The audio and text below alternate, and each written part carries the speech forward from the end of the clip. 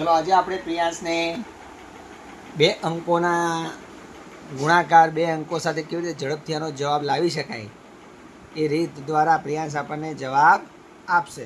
મેં કાઢીને મૂક્યું છે, આપણે એની રકમ પણ લખીશું અને જવાબ પણ એનો સાંભળીશું. બરાબર? તો ચાલો, પહેલી રકમ છે 32 મલ્ટીપ્લાય 38.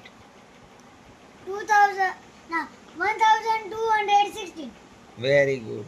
ચલો next 56 multiply 54. 56 multiply 54. 3000. 56. Multiply 54. 3024. 3024. Very good. ચલો નેક્સ્ટ